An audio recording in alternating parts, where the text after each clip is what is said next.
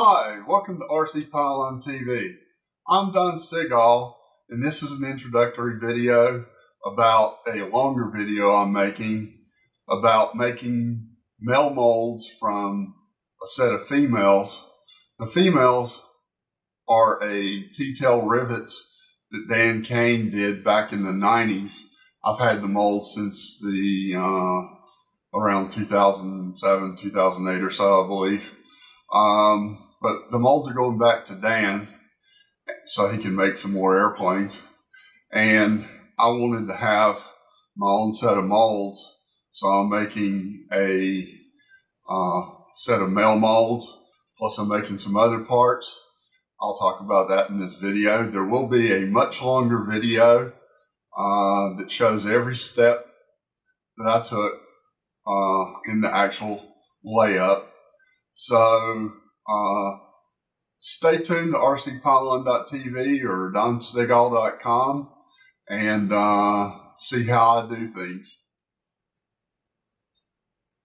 These are only my techniques. A lot of glass people do things differently,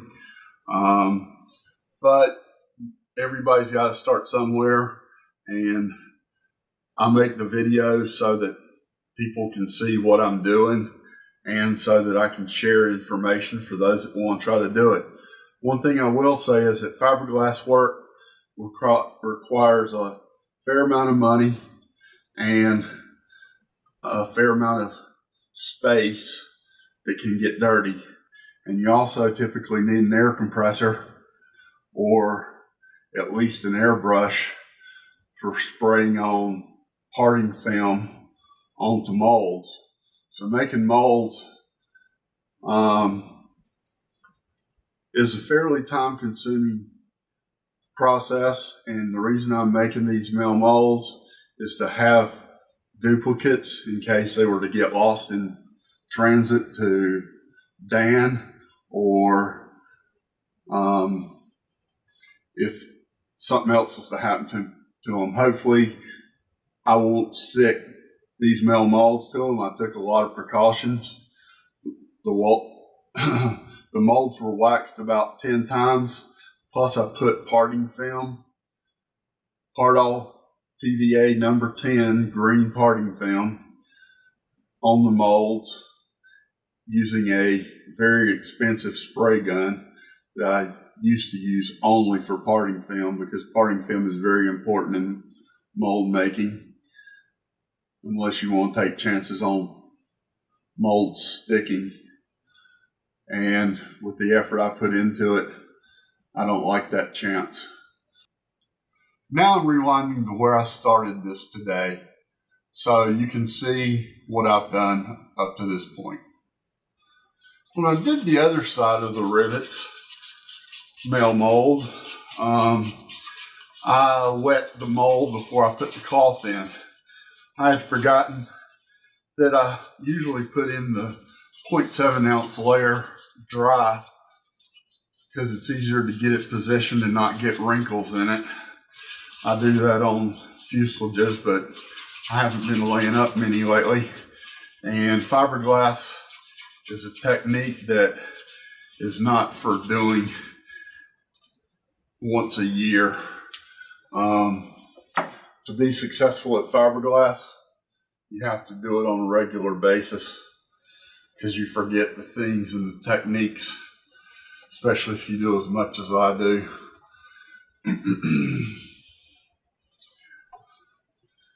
And I did wash my brush out because these mold layups are going to require a lot of layers, and brushes are $1 a piece. And when you're laying up a fuselage, it's nice to use a fresh brush so that you don't have a worn brush. Washing them out in acetone kind of frays the ends, plus the ends get frayed just from the use. You wouldn't think you would wear out a brush, but it actually does. So what I'm doing is patting down the 0.7 cloth, and this time strategically I'm going wet from the middle to the outside.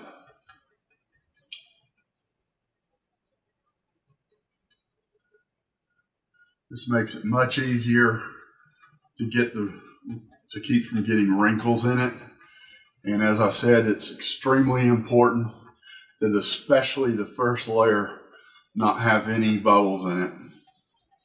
And with the surface coat made using Cavasil, it's difficult to get it completely smooth like the pre-mixed surface coats. That's one of the advantages of the pre-mixed surface coats, is that they are very smooth and you can get a better surface coat on your mold if you do use the pre-mixed surface coats that are made especially for that purpose.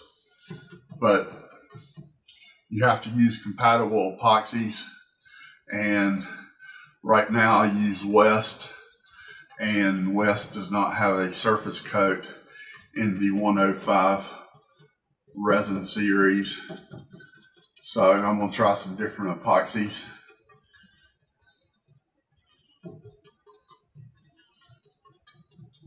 I'm going to be making a lot of fiberglass stuff in 2018.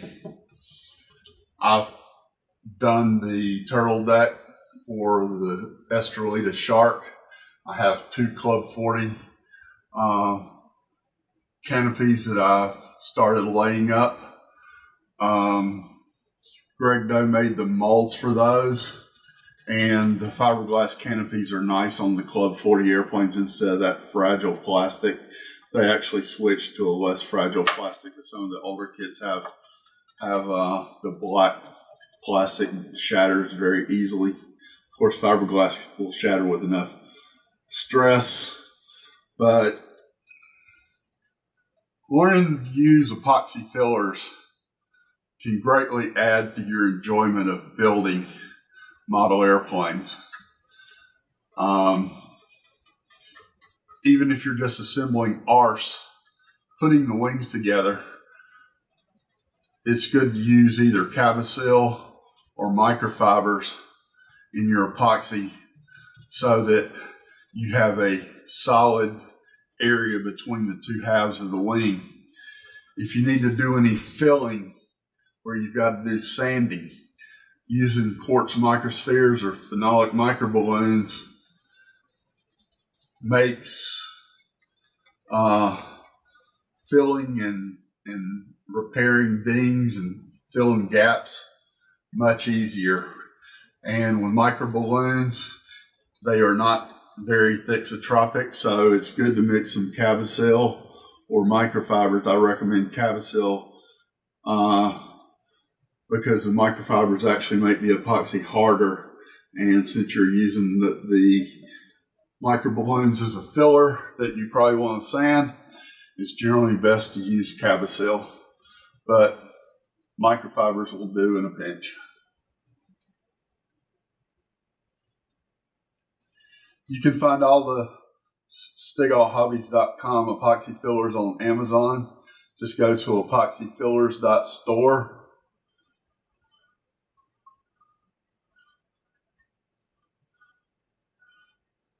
This half is working out much better than the first half did. And I'm only doing 1 layer 0.7 at a time because I don't want the complication of adding another layer on the initial layup. I'm in a relative time crunch to get this done, so the photos will be on the social media sites, Facebook and MPRA, etc., before the video comes out.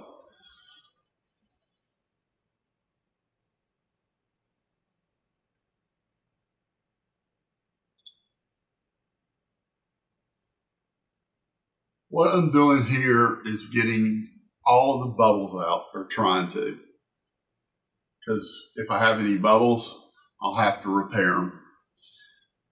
Because I use PVA as a mold release agent, I'm going to have to sand, compound, and polish these male molds before I make any females from them. So it's going to be some time before I actually get to that. Rivets kits will probably be available in June or July.